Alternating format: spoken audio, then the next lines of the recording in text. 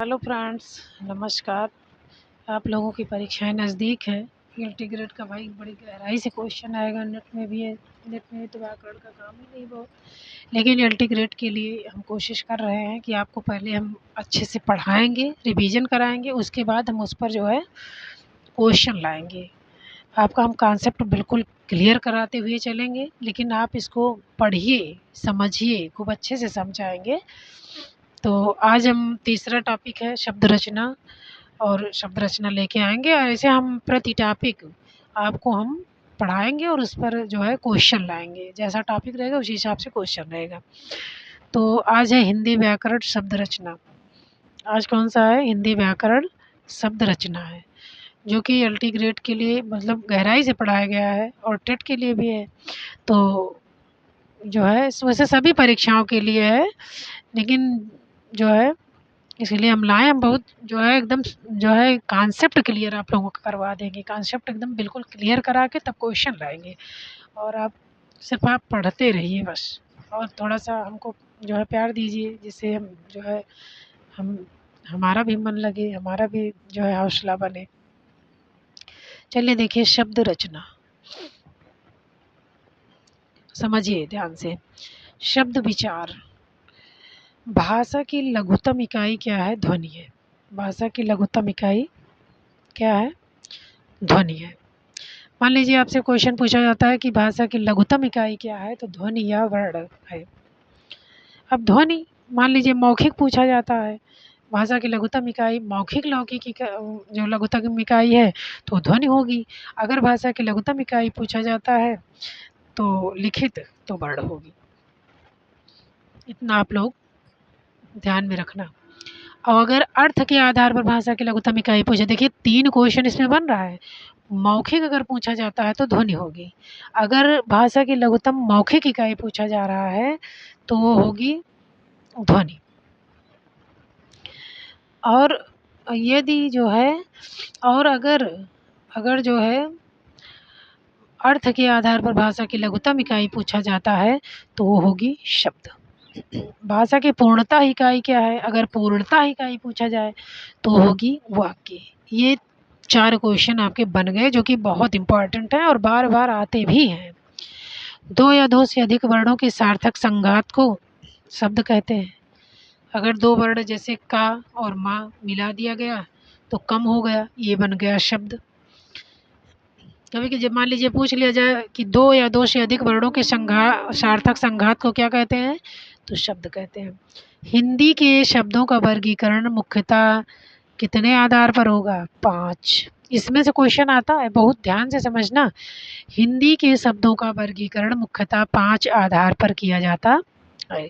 उत्पत्ति और स्रोत के आधार पर, व्युत्पत्ति और रचना के आधार पर, अर्थ के आधार पर, काव्यशास्त्री शब्द शक्ति के आधार पर, विकार और प्रयोग के आधार पर। तो मान लीजिए पूछा जाए कि हिंदी शब्दों का वर्गीकरण मुख्यतः कितने आधार पर किया जाता है? तो 5। कौन-कौन से? उत्पत्ति और स्रोत। उत्पत्ति और स्रोत जो मतलब खुद उत्पन्न हो। स्रोत मतलब जैसे माध्यम, जिस जो मेन प्रमुख स्रोत हो, जिसके माध्यम से और सब बनेगा, यानी कि उत्पत्ति जो अपने आप उत्पन्न हो, कहने का मतलब उत्पत्ति हुई, स्रोत प्राकृतिक कहने का मतलब। व्युत्पत्ति, रचना, बनावट। जो व्युत्पत्ति यानी बनाई गई, जो जैसे हमारी भाषा ही संस्कृत, जैसे इसको व्युत्पत्ति कहेंगे, जो एक से एक बढ़ती जा रही है। जैसे संस्कृत हुआ, उससे पाली हुआ, फिर प्राकृत हुआ, इस तरह व्युत्पत्ति इस प्रकार से होती है। तो व्युत्पत्ति को ही देखो, उत्पत्ति को ही स्रोत भी कहा जाएगा। मान लीजिए अभी पूछ लिया जाए कि स्रोत के आधार पर, तो आप चौंक जाएँ। तो इसलिए उत्पत्ति को ही क्या कहा जाता है? स्रोत कहा जाता है। व्युत्पत्ति को रचना भी कहा जाता है, बनावट भी कहा जाता है। जो कृत्रिम रूप से बनाया जाए वही व्युत्पत्ति है। और अर्थ के आधार पर, काव्यशास्त्रीय आधार चाहे पूछा जाए, चाहे शब्द शक्ति पूछा जाए, जिसमें अभिधा लक्षणा ये है। विकार और प्रयोग के आधार पर। तो हम पहले ऐसा समझ लेते हैं कि उत्पत्ति, व्युत्पत्ति, अर्थ। उत्पत्ति, व्युत्पत्ति, अर्थ, ये 3 हो गए। और काव्य, विकार। काव्य, विकार। तो उत्पत्ति, व्युत्पत्ति, अर्थ, काव्य, विकार, 5। तो हिंदी के शब्दों का वर्गीकरण मुख्यतः कितने आधार पर होता है? 5। तो उत्पत्ति, व्युत्पत्ति, अर्थ, काव्य, विकार। ऐसे याद कर लीजिए, उत्पत्ति, व्युत्पत्ति, अर्थ, काव्य और विकार। तो यानी कि उत्पत्ति या स्रोत के आधार पर, व्युत्पत्ति रचना बनावट के आधार पर, अर्थ के आधार पर, काव्य शास्त्रीय शब्द शक्ति के आधार पर, विकार और प्रयोग के आधार पर। हो गया इतना, आपको समझ में आ गया होगा इतना।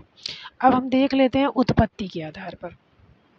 अब उत्पत्ति में कौन कौन आएगा, 4 आएंगे हमारे उत्पत्ति के। अब मान लीजिए पूछा जाए उत्पत्ति या स्रोत के आधार पर शब्द कितने प्रकार के होते हैं। उत्पत्ति या स्रोत के आधार पर शब्द कितने प्रकार के होते हैं, तो 4 प्रकार के होते हैं। कौन कौन से, तत्सम शब्द, तद्भव शब्द, देशज और विदेशज। तो कितने प्रकार के हैं, 4। तो तत्सम हो गया, तद्भव हो गया, तत्सम से जो है तद्भव बना, देशी जो हमारी भाषा है जो खुद आ जाते हैं, और विदेशी जो बाहर से आए हुए हैं। तो अगर मान लीजिए पूछा जाए उत्पत्ति और स्रोत के आधार पर, तो शब्द कितने प्रकार के हैं, 4। तद्भव, तत्सम, तद्भव, देशी, विदेशी। अब तत्सम किसे कहेंगे, हिंदी में जो शब्द संस्कृत में ज्यों के त्यों ले लिए गए हैं, यानी ग्रहण कर लिए गए हैं, और जिसमें कोई ध्वनि परिवर्तन नहीं हुआ है। कहने का मतलब जैसे के तैसे ही लिख दिए गए हैं। अब सीधे यही आप समझिए कि तत्सम संस्कृत शब्द होता है। तत्सम कौन सा शब्द होता है, संस्कृत। और जैसे मान लीजिए हमने हिंदी के प्रयोग में उनको जैसे के तैसे रख लिया, वही हो गए तत्सम। जैसे अश्रु है, चंद्र है, शर्करा है, कपूर है, इष्टिका है, उष्ट्र है, ये सभी कैसे हैं, तत्सम शब्द है। अब अर्ध तत्सम कौन है, ऐसे शब्द जो संस्कृत के अपने मूल रूप से थोड़े से विकृत रूप में आ गए हैं, उन्हें क्या कहते हैं, अर्ध तत्सम। जैसे आज्ञा, आज्ञा, मुँह, अगिन, अग्नि होता है तत्सम, अगिन हो गया। आज्ञा ऐसे लिखा जाता है, तो ये ऐसे लिख दिए गए, लेकिन उच्चारण वैसे ही हो रहा है। और कारज, कार्य को कारज, तो इस तरह अर्ध तत्सम है, जो कि थोड़ा मतलब आधा विकार पैदा हुआ है, बाकी और सब सही है, तो उन्हें हम अर्ध तत्सम कहते हैं। तद्भव शब्द, हिंदी में प्रयुक्त वे शब्द जो ध्वनि परिवर्तनों से गुजरते हुए हिंदी में आए हैं। कहने का मतलब विकार करते हुए आ गए हिंदी में। प्रयोग जैसे तद्भव कहलाते हैं, जो बिगड़े हुए रूप है। कहने का मतलब तद माने उसी के समान, भव माने उत्पन्न हुए, यानी उसी के समान जो उत्पन्न हुए। कहने का मतलब उससे मिलते जुलते, उससे होना, संस्कृत शब्दों में विकृत होकर बने शब्द। तद माने उसी, यानी कि संस्कृत के समान, भव माने हो गए हैं, जो संस्कृत के समान हो गए हैं। तो आंसू, चांद, शक्कर, कपूर, ईंट और ऊंट, इस तरह। अब देख लेते हैं देशज शब्द, स्थानीय बोलियों या उपभाषाओं से आए हुए क्षेत्रीय भाषा शब्द देशज शब्द कहलाते हैं। देशज शब्द कैसे हैं, जो स्थानीय बोलियाँ, जैसे हम गांव में बोली जाती हैं, जो स्थानीय बोलियाँ, जैसे हर गांव की अलग अलग बोलियाँ हैं, कुछ ना कुछ अंतर है, कुछ कुछ दूर पर, मंडल स्तर पर या जिला स्तर पर बोलियों में परिवर्तन होता रहता है। तो जो हमारी बोलियाँ जो स्थानीय हैं, वो भाषाएँ, वही क्षेत्रीय जो बोलियाँ हैं, वही देशज बोलियाँ कहलाती हैं। देशज शब्द का अर्थ है देश से जन्म, देश में ही जन्मा। जैसे लोटा, गड़बड़, ये सब अब पूछे जाते हैं कि देसी शब्द कौन से हैं, तो ये जितने हैं इनको याद कर लीजिए। लोटा है, गड़बड़ है, घाघरा है, बुद्धू है, भोपू है, फटफटिया है, टांग है, खुरपा है, मुक्का है, ठेठ है, चाट है, चुटकी है, आदि। अभी इतने ये जो है पूछे जाते हैं बार बार देशज शब्द, तो इनको आप अच्छे से याद कर लिए। आदिवासियों से प्राप्त शब्द भी देशज कहलाते हैं। जैसे आदिवासियों से, जैसे कपास आदिवासी पौधा है, तो आदिवासियों की भाषा भी होगी। केला आदिवासी है, तांबुल है, ये भी आदिवासी है। पान है, भिंडी है, आदिवासी है। बाजरा आदिवासी है, लुंगी है, इडली है, डोसा है। कहने का मतलब ये सब आदिवासी चीज़ें हैं, तभी तो इनका नाम आ गया। तो ये समझिए कि कपास जो है आदिवासियों के यहाँ होता है, केला आदिवासियों के यहाँ होता है, तांबुल यानी पत्ते, आदिवासी पान के पत्ते जो होते हैं आदिवासियों के यहाँ होते हैं। पान, भिंडी, बाजरा, लुंगी, इडली, डोसा, जो आप लोग इडली डोसा खाते हैं वो आदिवासियों का भोजन है। उसके बाद आ गया विदेशी शब्द, दूसरी भाषाओं से आए हुए शब्द विदेश शब्द कहलाते हैं। विदेशज शब्द का अर्थ है विदेश में जन्मा। विदेशज शब्द का अर्थ क्या है? विदेश, विदेश और जा माने जन्म, तो विदेश में जन्म। हिंदी भाषा में विदेशज शब्द कितने प्रकार के होते हैं? 2 प्रकार के होते हैं। हिंदी भाषा में विदेशी शब्द कितने प्रकार के होते हैं? 2।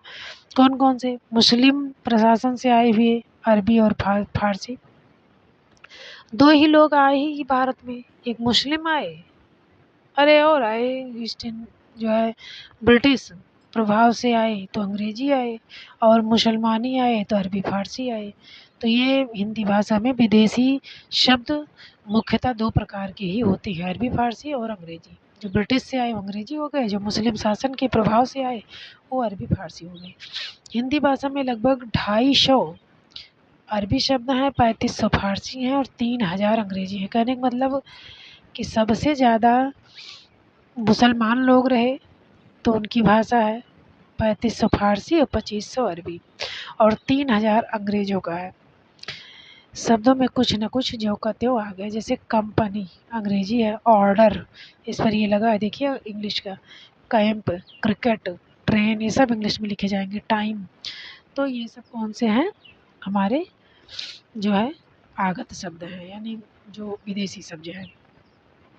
कुछ शब्दों को हिंदीकरण के बाद अपनाया गया है, जैसे ऑफिसर को अफसर कर दिया गया, बेकार कर दिया गया ना, ऑफिसर था तो इंग्लिश में था और इसको कर दिया अफसर। हॉस्पिटल को अस्पताल कर दिया, कैप्टन को कप्तान कर दिया, तो ये हिंदीकरण हो गया इसका। ऑफिसर को अफसर कर दिया, हॉस्पिटल को अस्पताल कर दिया, कैप्टन को कप्तान कर दिया। संकर शब्द जब देसी और विदेशी दोनों मिलकर क्या हो जाते हैं? संकर शब्द कहलाते हैं। जैसे रेलगाड़ी, रेल अंग्रेजी हो गया, गाड़ी हिंदी।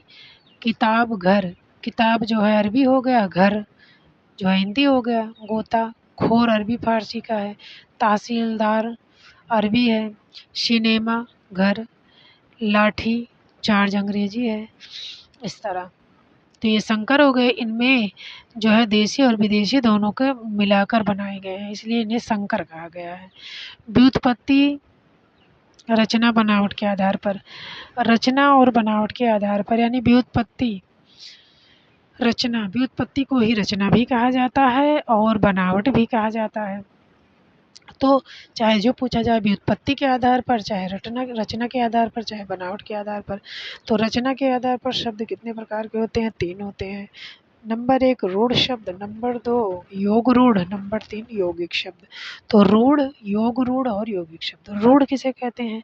जिन शब्दों, पहले इतना याद कर लीजिए कि रचना के आधार पर शब्द, रूढ़ शब्द कितने पर, व्युत्पत्ति के आधार या व्युत्पत्ति या रचना के आधार पर शब्द कितने प्रकार के होते हैं? तो 3 प्रकार के होते हैं। कौन कौन से? एक रूढ़ हो गया, दूसरे में योग लगा दिया गया योग रूढ़, तीसरा यौगिक हो गया। अब रूढ़ शब्द किसे कहते हैं? जिन शब्दों का विभाजन नहीं किया जा सकता, वो क्या है? अन्य शब्दों के मेल से ना बने हो, उन्हें रूढ़ कहा जाएगा। जैसे घर है, घर को अलग कर दिया जाएगा तो सार्थक शब्द ही नहीं बचेगा। आंगन है, पुस्तक है, कार है, कलम है, बस है, रात है, दिन है, हाथी है, घोड़ा है, मुंह है, पैर है आदि। तो ये कौन से हैं? ये जो है रूढ़ है, इनको अलग करने पर कोई अर्थ नहीं बनेगा। अब योग रूढ़, योग रूढ़ का मतलब समझ लीजिए बहुब्रीहि समास। योग रूढ़ का मतलब क्या है? बहुब्रीहि समास, इतना रखिए दिमाग में, बस योग रूढ़ आपका क्लियर हो जाएगा। जब 2 रूढ़ शब्द मिलकर के कोई तीसरा अर्थ देते हैं, जैसे पंक जा, पंक में जा माने जन्मा, अर्थात कौन? कमल। अन्य उदाहरण है दशानन, दशानन किसे कहा जाता है? अर्थात रावण। गजानन अर्थात जो है गणेश भगवान। लंबा उदर अर्थात लंबोदर। चतुर्भुज 4 भुजाओं वाले, अर्थात 4 भुजाएं किसकी हैं? विष्णु भगवान की हैं। पीतम्बर पीला कृष्ण भगवान। नीलकंठ शंकर भगवान। गिरधारी शंकर भगवान का है। बहुब्रीहि समास के सभी उदाहरण योग रूढ़, वही देखो नीचे दिया गया है। बहुब्रीहि समास के सभी उदाहरण योग रूढ़ शब्दों की रचना करते हैं। और यौगिक शब्द, जो शब्द 2 या 2 से अधिक शब्दों से मिलकर बनते हैं, कोई तीसरा अर्थ नहीं देता, यौगिक शब्द कहलाते हैं। जो शब्द 2 या 2 से, जैसे मतलब दो शब्दों को मिला दिया जाए, उन्हीं को यौगिक योग योग का मतलब क्या होता है? जोड़ना। योग का मतलब क्या है? जोड़ना। तो दो शब्दों को जोड़ना ही क्या कहलाता है? यौगिक कहलाता है। ऐसे शब्दों के दोनों खंड कैसे होते हैं? सार्थक होते हैं। जैसे राजपुत्र, राज एक हो गया, पुत्र हो गया, राजा का पुत्र हो गया। विद्यालय, घुड़सवार, जन्मभूमि।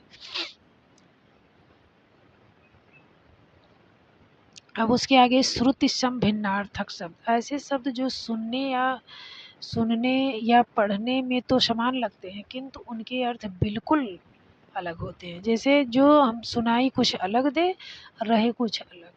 जैसे अनल, अनल का मतलब आग है, अनिल का मतलब वायु है। बेल का मतलब लता है, बल का मतलब एक बैल का मतलब एक पशु है। देखिए थोड़ा थोड़ा सा अंतर है मात्रा का। तो वही कह रहा है कि श्रुति भिन्नार्थक शब्द भी होते हैं जो सुनने में अलग होते हैं, उन्हें श्रुति भिन्नार्थक कहते हैं। काव्य शास्त्रीय या शब्द शक्ति के आधार पर, काव्य शास्त्रीय अर्थ के आधार पर शब्द कितने प्रकार के होते हैं? 3। काव्य शास्त्रीय या शब्द शक्ति के आधार पर कितने प्रकार के होते हैं? 3। शब्द का अभिधा रूप, शब्द का लक्षणा रूप, शब्द का व्यंजना रूप। अभिधा, लक्षणा, व्यंजना। काव्य शास्त्री या शब्द शक्ति पूछा जाए तो अभिधा, लक्षणा और व्यंजना 3 रूप हैं। शब्द का अभिधा रूप, जिस शब्द को सुनने, अभिधा किसे कहते हैं? जिसको किसी चीज़ को जैसे हम सुने तुरंत समझ लें। जैसे राम जाता है, हमने समझ लिया, तो ये हो गया अभिधा। जिस शब्द को सुनने अथवा पढ़ने के बाद पाठक या श्रोता शब्द का लोक प्रसिद्ध अर्थ तत्क्षण ज्ञात हो जाता है, उसे शब्द का अभिधा रूप कहते हैं। अमित कक्षा का अच्छा लड़का है। अब हमने आसानी से अर्थ ग्रहण कर लिया, इसलिए होगा ये अभिधा। अब लक्षणा रूप क्या होगा? जहाँ मुख्य अर्थ में बाधा उपस्थित हो और कोई दूसरा अर्थ प्रयोग किया जाता हो, वहाँ शब्द का लक्षणा रूप होता है। जैसे अमित कक्षा का शंकराचार्य है। अब इसमें जातिवाचक संख्या बताई, जैसे शंकराचार्य तो एक ही हैं, लेकिन ये जातिवाचक संख्या हो गई क्योंकि शंकराचार्य एक महत्वपूर्ण व्यक्ति हैं, उनकी क्वालिटी अमित में दिखाई जा रही है। तो अमित शंकराचार्य नहीं है, अमृत को शंकराचार्य के समान बताया गया है, यानी कि दूसरा शब्द अमित के लिए प्रयोग कर दिया गया है। तो जहाँ लक्षण बताया जाए, यहाँ लक्षण बताया जा रहा है कि अमित शंकराचार्य के समान, अमित का गुण शंकराचार्य के गुण के समान है, तो यहाँ लक्षण बताया जा रहा है, इसलिए यहाँ पर लक्षणा शब्द शक्ति होगी।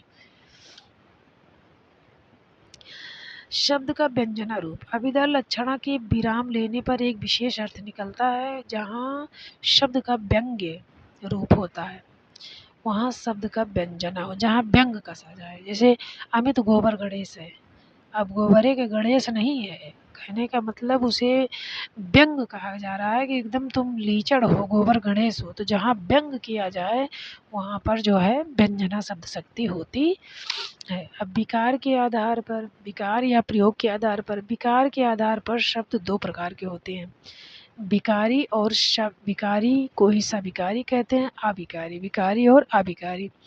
तो विकारी जिन शब्दों में लिंग, वचन, कारक, काल के कारण विकार उत्पन्न होता है वो विकारी कहलाते हैं। जिनमें विकार उत्पन्न हो जाए, जैसे कहने का मतलब जैसे अव्यय है, अव्यय सर्वनाम, अव्यय जो है अव्यय में विकार नहीं होता, यानी कि वो शब्द जैसे के तैसे रहेंगे, उनमें कोई परिवर्तन नहीं होगा, उनको बिगाड़ा नहीं जा सकता।